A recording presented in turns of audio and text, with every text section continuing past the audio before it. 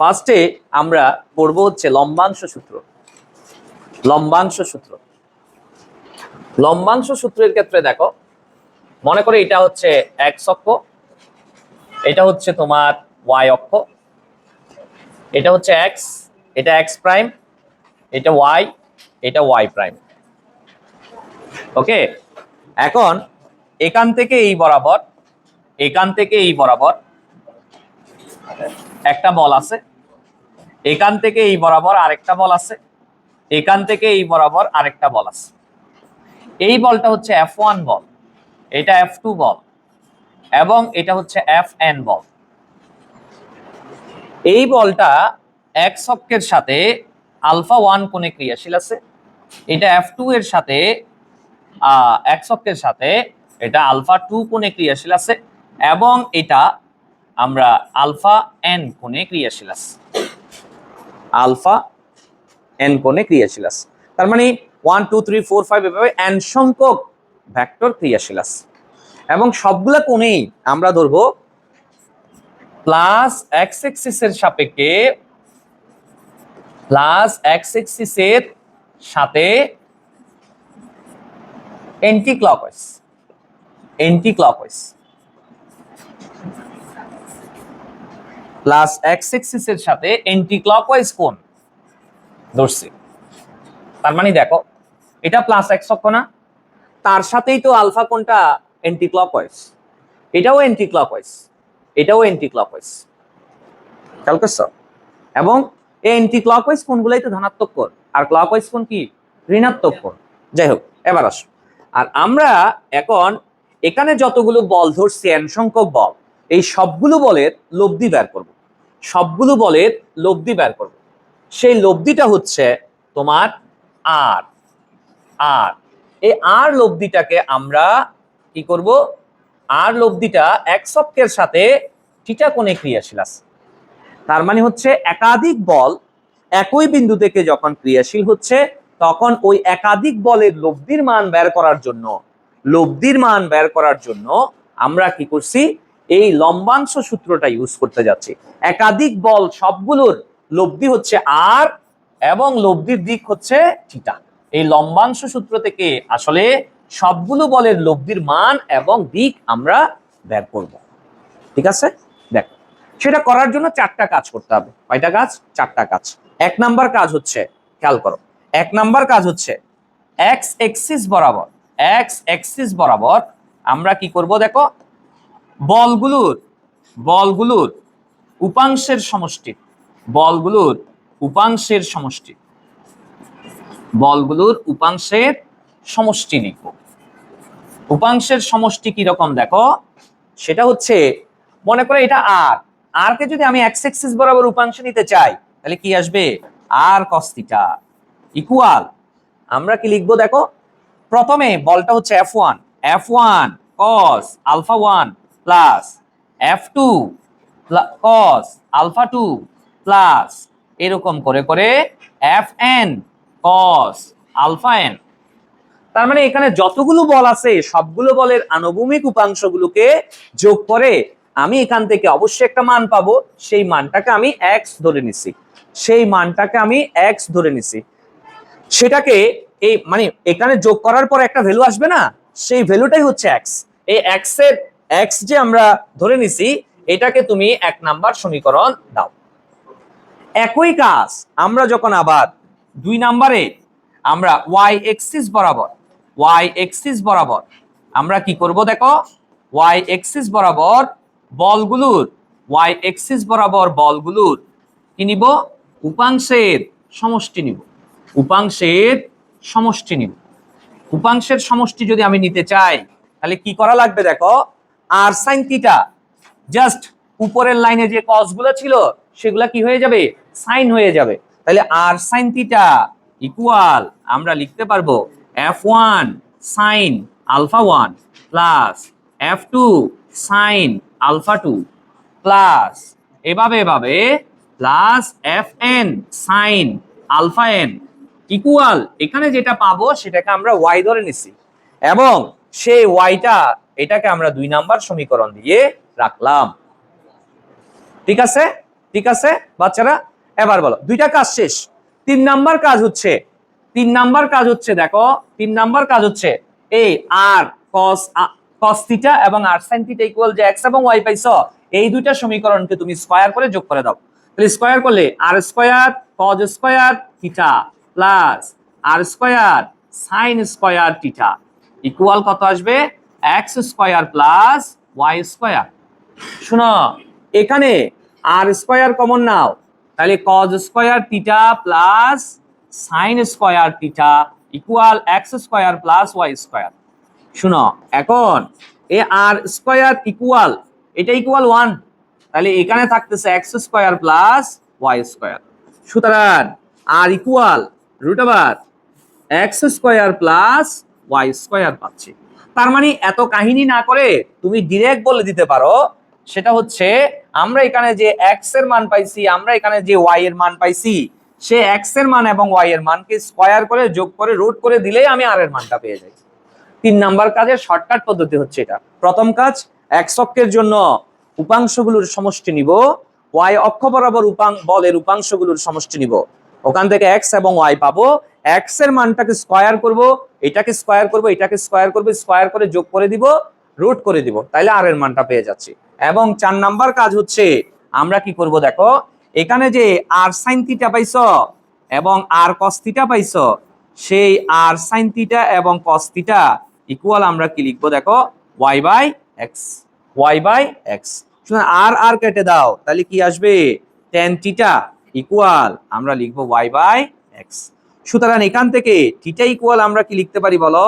tan inverse 1 y by x, y by x। Finally এখানে যে ইকুয়েশনটা আসছে, এই ইকুয়েশনটা দিয়ে আমরা আসলে কি বের করব? থিটার মান বের করব। কিসের মান? থিটার মান বের করব। তার মানে হচ্ছে খেয়াল করো, 4টা কাজই আমার শেষ। আমার কাজ ছিল আর বের করা, থিটা বের করা। আর মানে লব্ধি, থিটা মানে লব্ধির দিক, লব্ধির দিক বের করা, লব্ধির মান। কার লব্ধি? সবগুলো n সংখ্যক বলের লব্ধি বের করার জন্য ফার্স্টে x অক্ষের জন্য কাজ করছি, পরে y অক্ষের জন্য কাজ করছি, x square plus y square যোগ করে রুট করে দিছি, আর এর মান পেয়ে গেছি, এবং tan theta equal y by x করে সেখান থেকে tan inverse 1 y by x করলে আমি থিটার মানটা পেয়ে যাই। এই 4টা কাজ করলে লব্ধির মান এবং দিক পাওয়া যায়। এই যে পদ্ধতিটাকে আমরা বলবো লম্বাংশ উপপাদ্য বা লম্বাংশ সূত্র, এই নীতিটা। ঠিক আছে? এটা দিয়ে হুবহু কিছু, এটা ডিরেক্ট অ্যাপ্লাই করে অনেকগুলা সৃজনশীল আসছে। আবার এই লম্বাংশ সূত্র পারলে তুমি নদী নৌকার ম্যাথের মধ্যে কনসেপ্ট ইউজ করে ক্লিয়ারলি সব ম্যাথ খুব শর্টকাটে খুব সুন্দরভাবে করে ফেলতে পারবা। তার মানে লম্বাংশ সূত্র বললে নদী নৌকার ম্যাথও তুমি পারবা, একটু পরে দেখাচ্ছি। ঠিক আছে? ফার্স্টে তোমাকে বলছে, এখানে একটা উদ্দীপক দিছে, দেখো এখানে একটা উদ্দীপক দিছে, বলছে তোমাকে যে এখানে উত্তর দক্ষিণ পূর্ব পশ্চিম দেওয়া আছে। দেওয়ার পরে বলছে এই বিন্দু থেকে f1 বল 60 ডিগ্রি কোণে ক্রিয়াশীল আছে, f2 বল এটার সাথে 30 ডিগ্রি কোণে ক্রিয়াশীল আছে, তারপরে আবার আরো বলছে f3 বল 45 ডিগ্রি কোণে ক্রিয়াশীল আছে, 45 ডিগ্রি কোণে ক্রিয়াশীল আছে এটার সাথে। তুমি দেখো প্রথম প্রশ্ন হচ্ছে f1 ভেক্টরটির উলম্ব এবং আনুভূমিক উপাংশ নির্ণয় করো।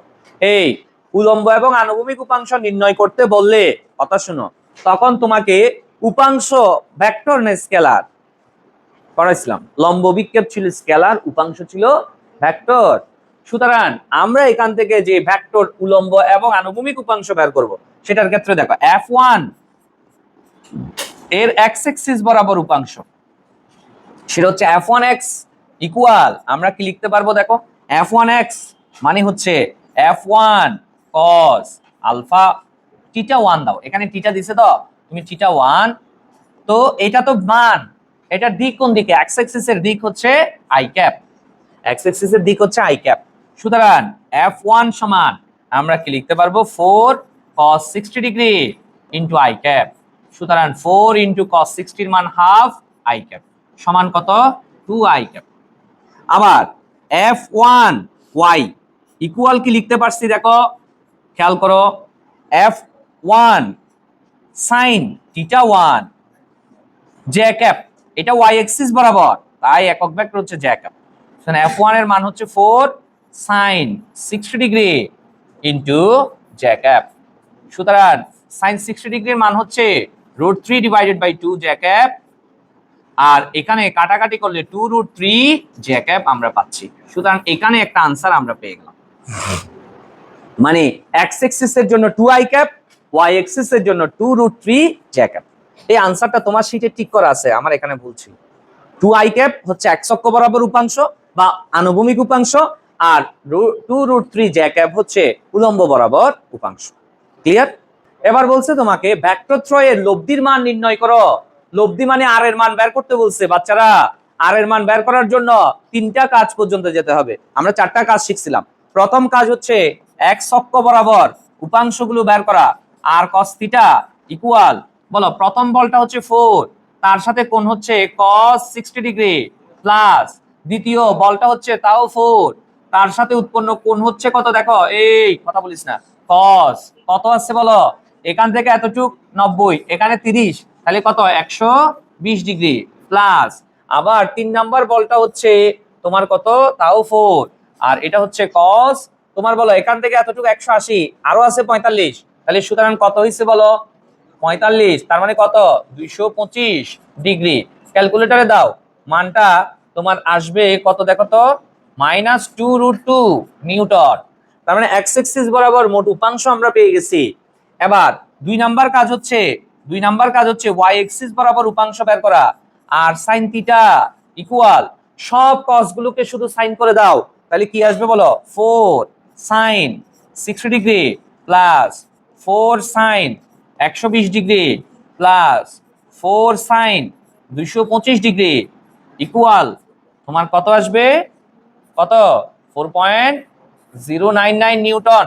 তার মানে হচ্ছে আর cos থিটার একটা মান পেয়ে গেছো, আর sin থিটার একটা মান পেয়ে গেছো। তৃতীয় কাজ হচ্ছে 3 নাম্বার কাজে বলছিলাম, এত ঢং না করে ডাইরেক্ট লিখে দিচ্ছি, আর ইকুয়াল √x² প্লাস y²। সুতরাং √x এর মান হচ্ছে -2√2 whole square plus 4.099 whole square. Finally এখান থেকে ক্যালকুলেটরে দিলে মানটা আনসার আসবে 4.98 নিউটন। এই যে আনসার, এই আনসারটা মিলে কিনা দেখো, এটাই তোমার আনসার। তাহলে লব্ধি বের হয়ে গেছে, আমাকে লব্ধিটাই বের করতে বলছে।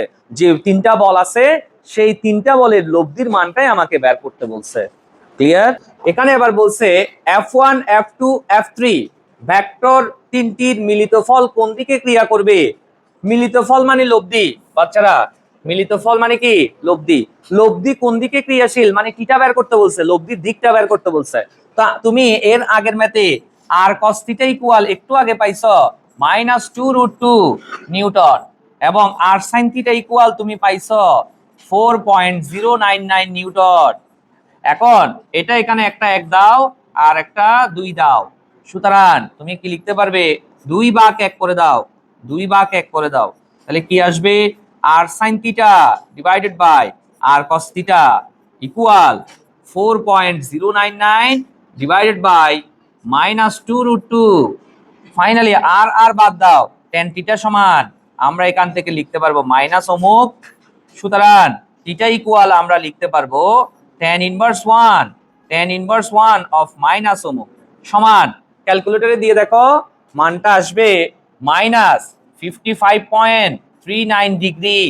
শুনো বাচ্চারা, এই কোণটা হচ্ছে আসলে দেখো এখানে যে 3টা বল ছিল, 3টা বলের লব্ধি হচ্ছে এই দিক বরাবর। মনে করো এদিক বরাবর কেমনে বুঝছেন স্যার, তুমি দেখো এটা এক্স অক্ষের সাথে ক্লকওয়াইজ যে সেটা কেমনে বুঝছি, কি আছে অ্যাঙ্গেল মাইনাস, অ্যাঙ্গেল মান যখন থিটা যখন তোমার ক্লকওয়াইজ থাকবে তখনই নেগেটিভ বুঝায়, আর অ্যান্টি ক্লকওয়াইজ হলে কি বুঝায়, পজিটিভ বুঝায়। 9 10 এর বেসিক। সুতরাং তুমি এখান থেকে বলতে পারবে এটা হচ্ছে এই যে -55.39 মানে এখান থেকে কোনটা এদিকে 55.39 ডিগ্রি, আর যদি উপরের দিকে হইতো তাহলে কি আসতো, প্লাস আসতো। ঠিক আছে, তার মানে এটার আনসার হচ্ছে কি দেখো, এটা ইস্টের সাথে 55.39 ডিগ্রি কোণে নিচের দিকে ক্রিয়াশীল, অথবা তুমি যদি বলো ওয়েস্টের সাথে এটা কত ডিগ্রি কোণে ক্রিয়াশীল, টোটাল কত 180, তার থেকে 55.39 বাদ দাও, তাহলে ডাব্লিউ এর সাথে দিক হচ্ছে থিটা সমান আমরা কি লিখতে পারবো দেখো 180 ডিগ্রি মাইনাস 55.39 ডিগ্রি বিয়োগ করলে 124.6 ডিগ্রি পাওয়া যায়। এটা কার সাথে দিক? ওয়েস্টের সাথে দিক। আর এটা কার সাথে দিক? ইস্টের সাথে দিক। এটা হচ্ছে ইস্টের সাথে। বুঝা গেছে? তো তুমি যে কোনো একটা আনসার দিলে হবে, যে কোনো একটা আনসার দিলেই হবে। আমার এখানে 124টা দেওয়া আছে, তুমি যে কোনো দিকেরটা দাও, নো প্রবলেম। ঠিক আছে?